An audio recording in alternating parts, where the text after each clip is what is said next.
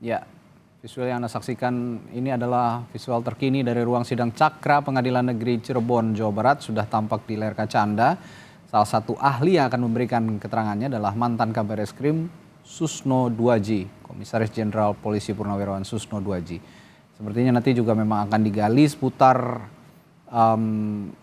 pengetahuannya tentang penyelidikan dan penyidikan, mungkin begitu ya, Prof ya? Karena bisa didasarkan pengetahuan, didasarkan pengalaman. Dan kompetensi Pak Susno, saya kira lebih pada fokus itu. Sebagai mantan Kabar Eskrim. Mungkin akan ditanyakan tentang prosedur penyelidikan, prosedur penyidikan, prosedur penangkapan, penahanan. Menurut Perkap tentang manajemen penyidikan itu seharusnya bagaimana? Seharusnya bagaimana? Terus kemudian faktanya bagaimana? Nah itulah masalah kan. Antara seharusnya dan sebenarnya terjadi kesenjangan, itulah masalah. Nah kemudian persoalan yang menarik adalah sejauh mana kemudian hakim mempertimbangkan tentang urgensi dari soal pengungkapan penyidikan ini. Karena seandainya terjadi cacat prosedur, terjadi cacat kewenangan dalam proses penyidikan tadi itu, mestinya kan di mekanisme pra-peradilan. Peradilan yang memeriksa tentang soal kebenaran dari suatu prosedur. Tetapi ya tentunya hakim tidak menolak ya ahli yang dihadirkan oleh para pihak, termasuk pemohon. Cuman persoalannya adalah hakim yang memiliki otoritas untuk menilai apakah relevan dengan perkara yang disidangkan atau tidak.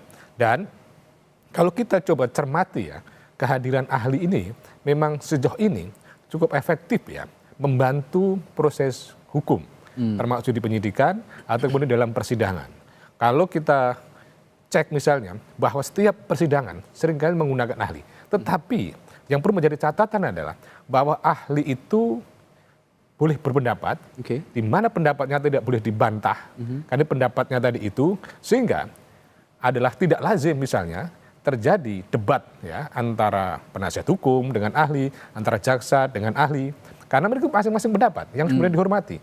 Mungkin saja memiliki urgensi kalau mempertanyakan tentang pendapat ahli itu, sekiranya apa yang disampaikan itu tidak memiliki dasar hukum, tidak memiliki dasar teori. Dan dasar hukum, dasar teori tadi itu harus kemudian terjadi misalnya konfrontasi, maka kemudian menyebabkan terjadinya perbedaan pandangan dan pendapat.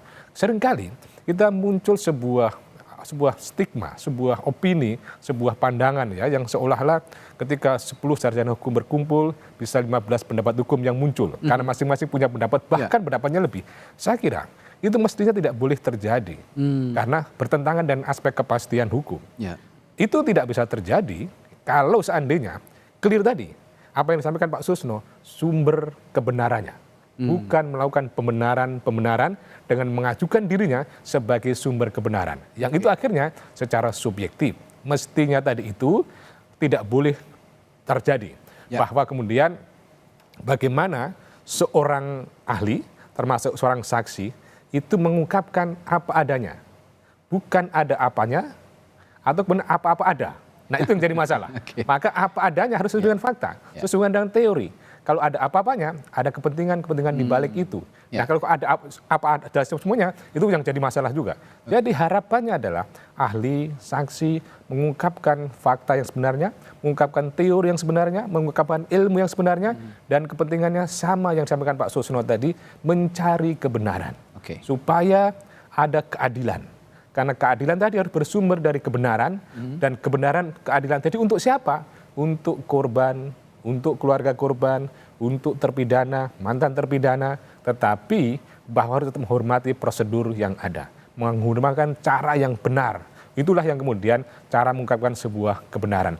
Karena adalah menjadi tidak adil, ada orang meninggal, itu kemudian tidak ada yang diminta pertanggungjawaban. Menjadi lebih tidak adil lagi, orang yang tidak salah kemudian dihukum. Itu. Baik. Tampaknya 3 hakim yang memimpin sidang pagi hari ini sudah masuk. Ada Hakim Rizka Yunia sebagai Hakim Ketua, Galuh Rahmaesti dan Justisia Permatasari yang akan memimpin jalannya sidang PK Saka Tatal